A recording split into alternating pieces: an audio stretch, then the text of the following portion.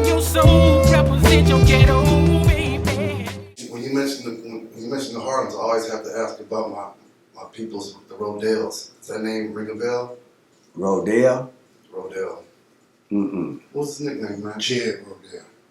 Mm-mm. This was Michael Johnson before he got killed. This when Dennis Nim was staying on 30th. You had Chili, you had Earthquake, you had Big Bob, you had Bobby Mason, you had Shay, you had Paul Howes, you had Melvin Johnson, Dennis Johnson, you had Dead-Eye Sidney Hefner, you had the Bible Crips, that would have been Forehead and all them. Then you had the Vineyard Girls, Cripless, Virginia Vanessa, the Vineyard Girls, and that's at Dorsey.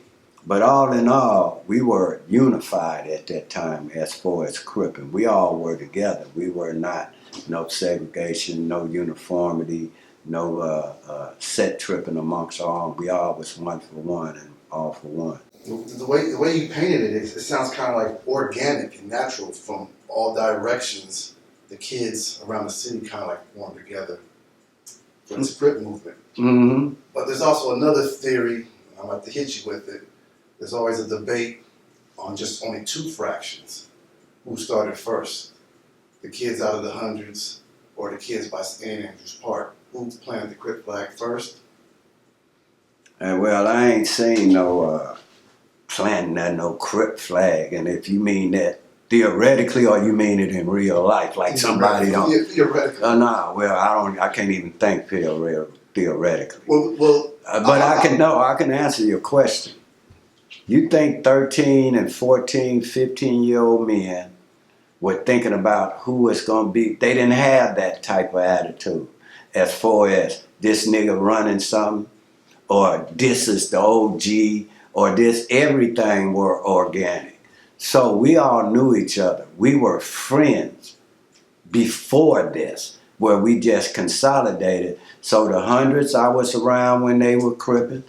They both merged at the same time. I was just as equal on both sides, if not even further down. All the way down the west side from Kevin Goff, the Monk, being over there at the Pickford Theater, Montgomery Wards in the 70s, 71s on the east side, before the kitchens and anything over there in Compton, before they had any sets when they were Compton Crips.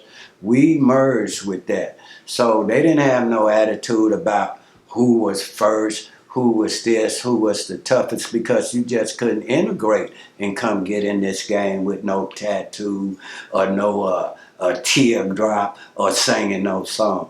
So, no. Let me paint it a different way. We all know that Crippin' emerged on the east side.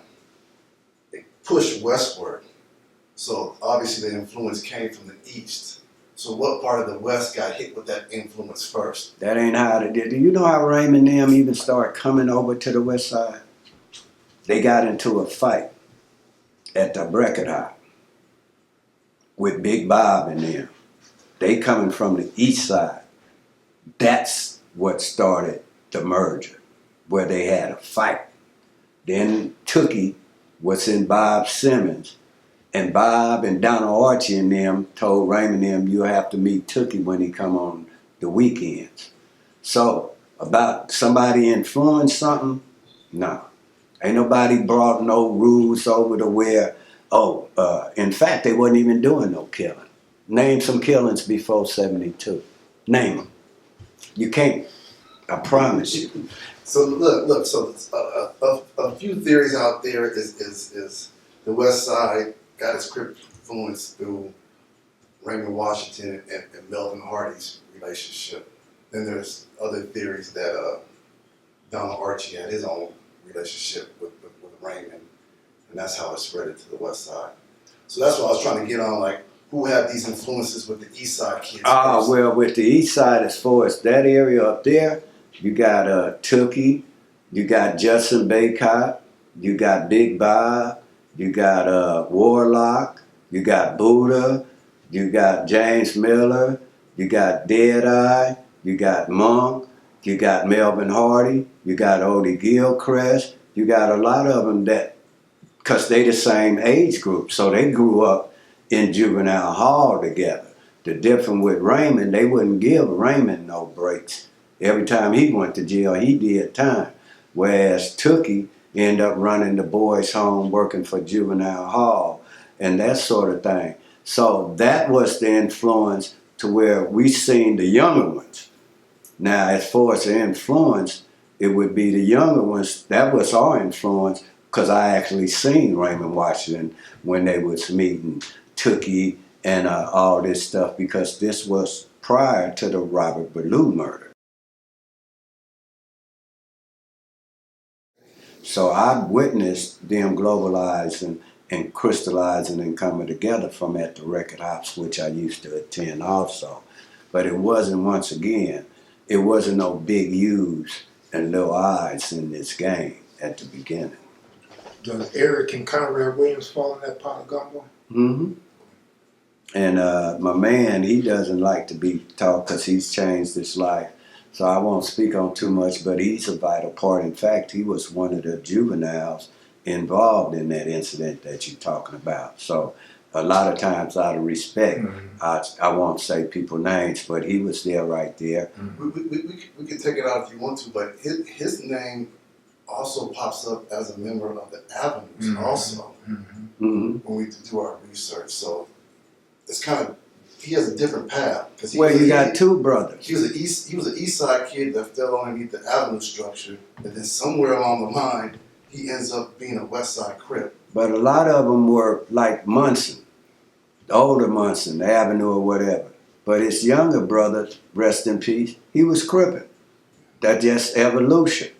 And he was at that age. But you have two Williams brothers, Conrad and Eric. The younger one only was 16. I imagine you were talking about the older one as far as being an Avenue at that time, and then translated into that. It's a few of them that went from being that, but they were the younger ones. They wasn't the older guys, because they wouldn't have lasted around long enough to be involved in what was going on then. You have to look at the history after 1972. You don't see none of those that you're naming ever going back to jail again, because they were adults. Whereas we end up racking up 30, 40, 50 arrests during that same period.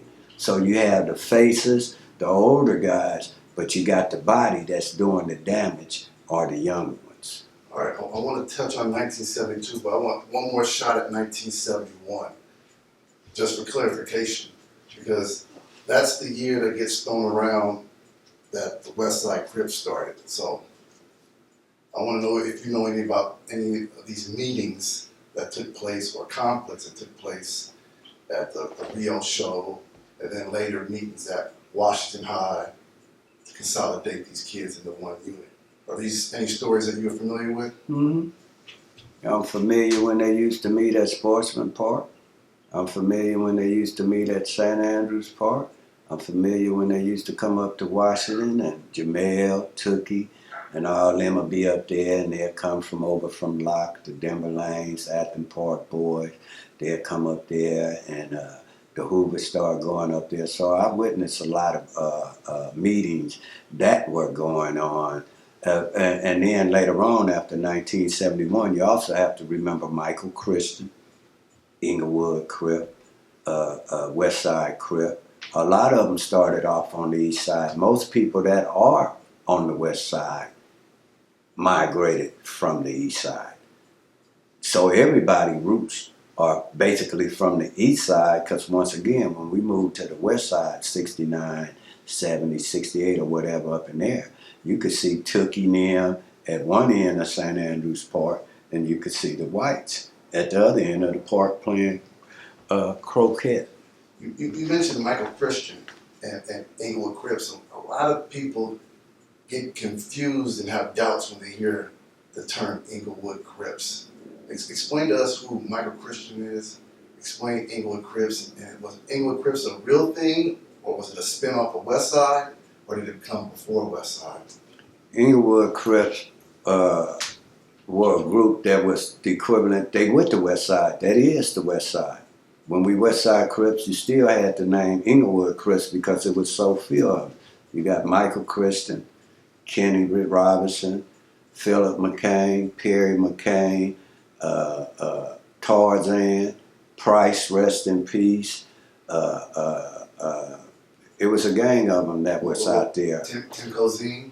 Tim Cozine, Kerry Avery that went both ways. He was the running back at Morningside.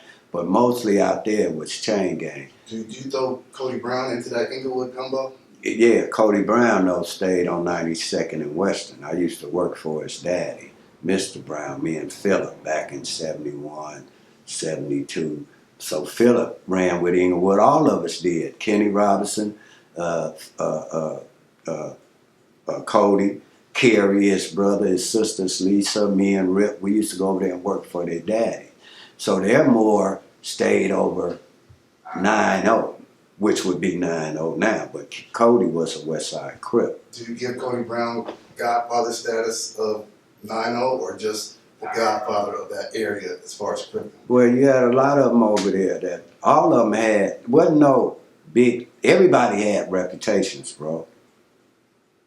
Everybody had reputations by name and by what they were doing. They were juvenile delinquents before they were gang members. Cody Brown, you had Cody, you had Jimmy Youngblood, the Callaways was staying over there. They ended up being from Hoover. You had Duck and them, Frog and them that got shot on Toys Market on the roof. So we was going over there in 91. That ended up being the area for 9-0s later on in life. Kelsey Thomas stayed over there. The boy that killed Sal Mineo, Ray Brown, Ray Williams, that went to jail for the actor. All those stayed up along 92nd, 93rd, 94th, the Crenshaws. So he carried weight over there. So for clarification, most people have no clue who Kelsey Thomas is. For the record, let us know who this guy is and where did he end up? Kelsey ended up moving from over there to Carson. And the 190s ended up coming to fruition out there with Kelsey's help and input from moving from the west side. And then Kelsey, his brother Lil Kelsey ended up committing suicide, if I'm not mistaken, up on death row. Lil Kelsey, that's his brother. And then Kelsey ended up right now, he's been incarcerated probably over going on 22. Kelsey probably going on 40 years now in incarceration as we speak. So when Kelsey was on the west side, what did he claim? And what does he claim now after he left the west side? When Kelsey was a West Side Crip too. Kelsey was a West Side with us. All us were West Side. Then Kelsey claimed East Coast. Now, in fact, when I had my life sentence, we all was in the same level 4 together, and it was Kelsey that sent a magazine, a hip-hop magazine, and say, Scub, called me over the T and say, hey, homie, I think this will help you on your appeal where you might can get that L off of you. There was a no-knock notice that had happened in Wisconsin. And in fact, that ruling, I added on as a supplement, and within a year, that's how I got out from a life sentence up under the California 3 strikes law. Before you shared a story with us about Cody Brown and his father. You want to revisit that relationship you had with the father and Cody? You talking about when I was working with his daddy? Oh man, I got to cross my heart because in hindsight, they were OGs when you really look at Anthony Hatchett's father, Perry Manuel father, Rayford father, because they used to always try to provide us. We just didn't know no better, but I got to take my hat off to Mr. Brown. He had me and Perry, I guess he had got a contract where he was doing some hotels, painting or whatever. And he hired us to go do the work downtown. And he ended up giving us the master key to every room. And we ended up going in every room, taking every bit of jewelry that we could fit in our derbies and our pockets. And we didn't paint man room. And we went and returned the key to Mr. Brown. And he didn't holler at us or nothing. He just told us we couldn't work no more, but we didn't stop going over there. So that was my relationship with Mr. Brown, amongst other things. Rest in peace. I just want to touch on Cody Brown before we move on again, because tell us about this guy, because he's kind of overlooked in the Crippin history a lot, but we hear his name underground. So, Now, Cody, well, when you go to describing guys from there that was actually gangbanging, it ain't gonna be nothing nice to describe, young man. It's really not. What I'm gonna do and say, I've been with Cody when he pulled a pistol. I don't see Cody take leather coats. I don't see Cody do this. I don't see, what am I? That's his personality. But his personality, all of us wasn't, we were young. At this time, we 14, 15, 16, we messing with girls, we having cars. I got a picture of him in 72 where he got the bell bottoms on, him and Wendell, Bone standing. We wasn't dressing all crazy. We do what we do, but he was a fun guy, cool. I think one of his eyes was messed up, where he had an eye problem with one of his eyes, Cody, one of his eyes. Then you had Kerry that'll be with us running around. He was going with Deborah and Brenda, one of them, rest in peace. So Cody was, all of us was like that, fun. We wasn't all hardcore, snatching old lady purses. We say yes ma'am, no ma'am, because we knew each other's families, their mothers, their fathers. I don't spend the night over Cody's house. Never worried about staying. I don't spend the night over Perry's house. I don't spend numerous nights over Babyface. I don't spend over Rayford. I don't spend over James Miller. I don't spend over Dennis Johnson. I don't spend over Hawk, Michael Conception. All us were together, back to back. And I don't think that could be ever experienced or understood with these new generations that come over the 4, 5, 6, 5 decades, because they come in not united. We came in united. So did most of your homeboys come from two-parent homes with the parents all employed? During that time, yeah. Other than a single parent, some might be single parent, but it wasn't no image of no crackhead, wasn't no image of no wino, wasn't no image of no selling no drugs, wasn't none of this. O'Neal told me when he first started cripping, because I was talking about how I had to sneak out the window so my parents wouldn't know. O'Neal told me, man, I had to hide my Crip uniform, my khakis, my derby. They wouldn't allow that. They wouldn't allow that. What y'all doing? So don't think it. We were sneaking at the beginning, doing what we were doing so our parents wouldn't know what we was doing. And by the time they caught on, it was too late. All right, I want to touch back on your high school years. You said you played basketball and the high schools that you went, the different high schools you went to. Tell us about your brief basketball career at high school. No, it wasn't brief. I played where I played and won trophies. I played for Inglewood, won a championship. That was with Reggie Theus, Russell Brown, Kim Scarborough. I played with Ozzie Smith. I played with Eddie Murray.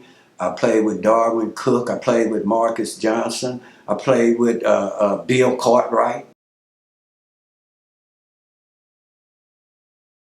I played against all these cats. And it always was, when I was younger playing in the parks, it would always be from me being from St. Andrews. I'm at Rogers Park. I'm at Darby Park. Peer pressure, park pressure. From where I'm from, they not getting along. Now when it came to high school, the first break I got and fucked off my opportunity, my daddy cried right on the middle of the court. I'm in juvenile hall, 1972, 73.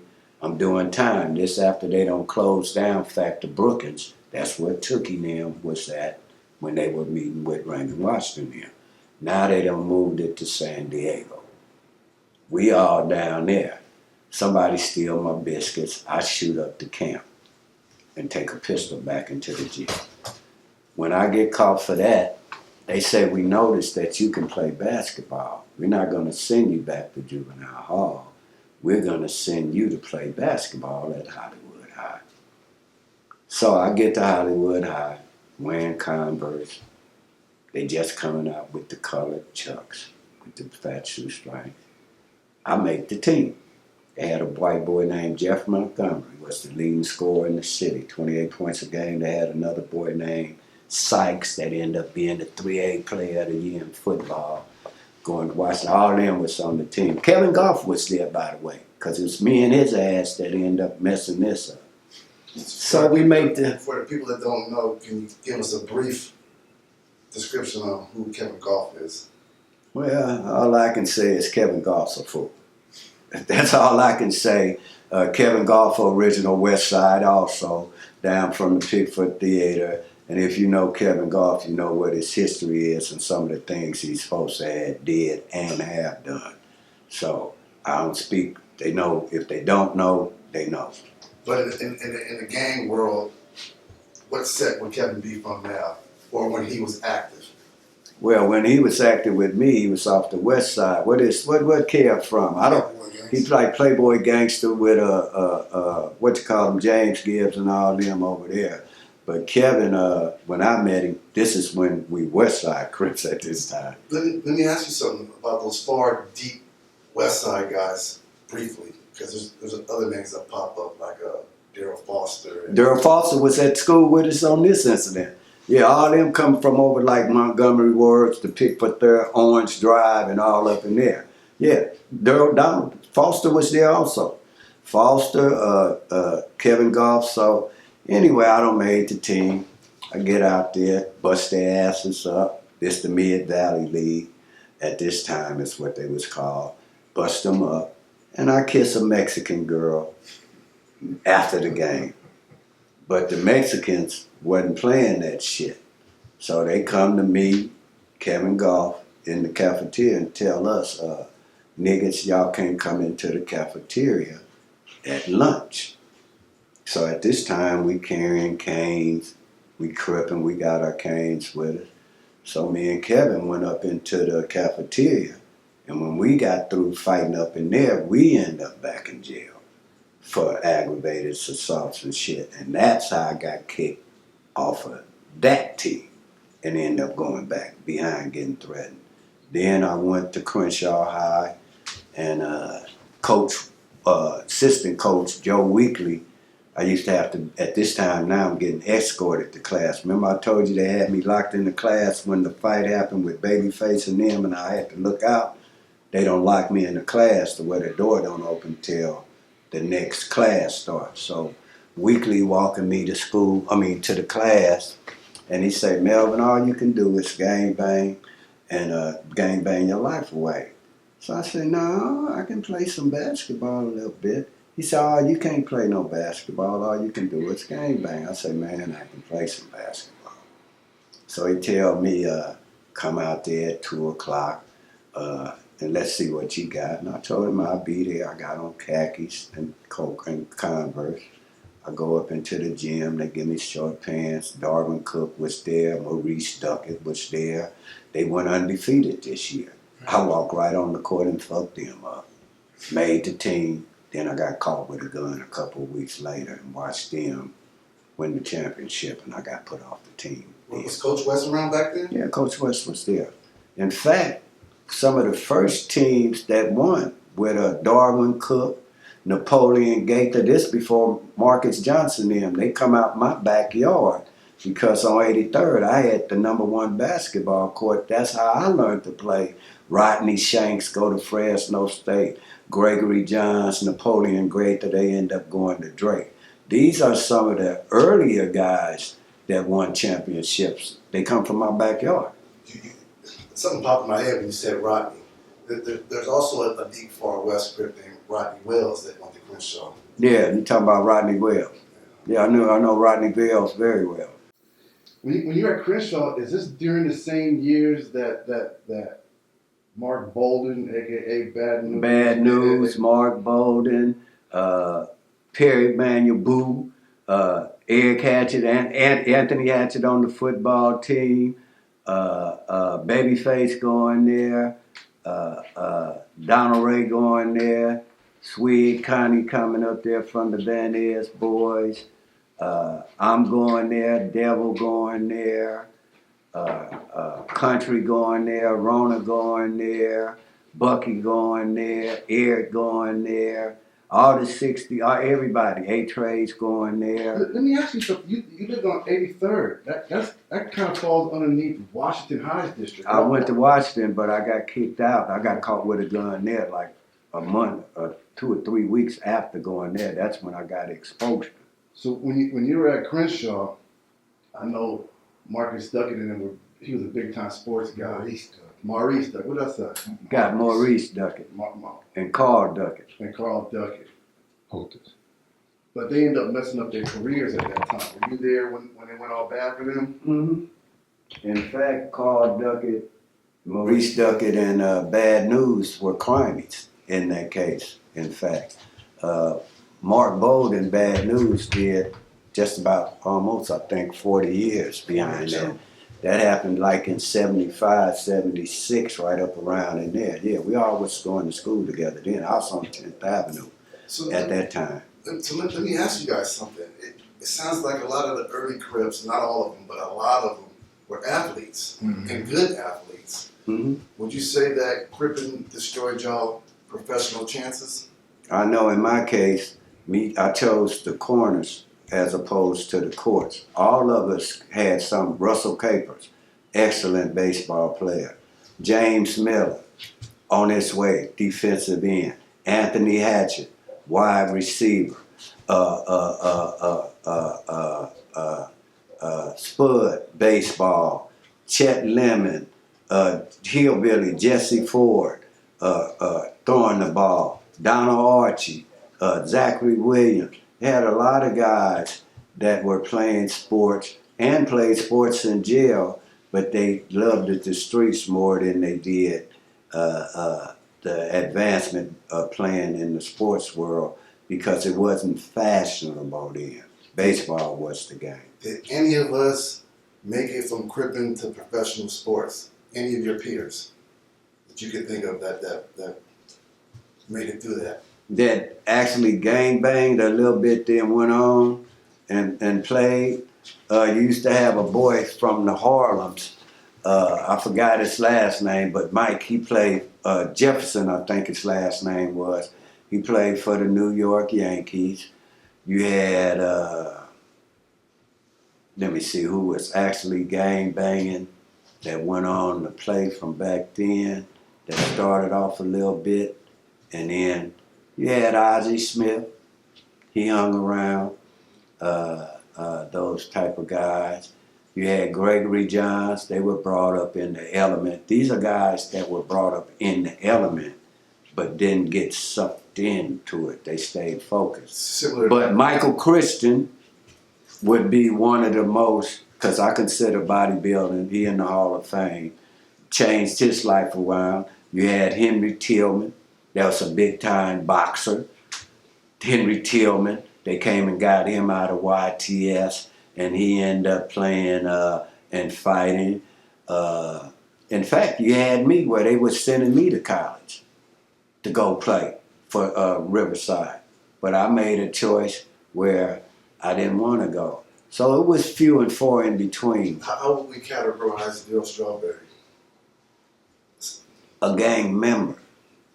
See, a gang banger is one, to me, that pulled the trigger. That's a gang banger. A gang member could be a sympathizer, somebody that understands, somebody that's socialized, somebody that's from the streets. They just don't engage.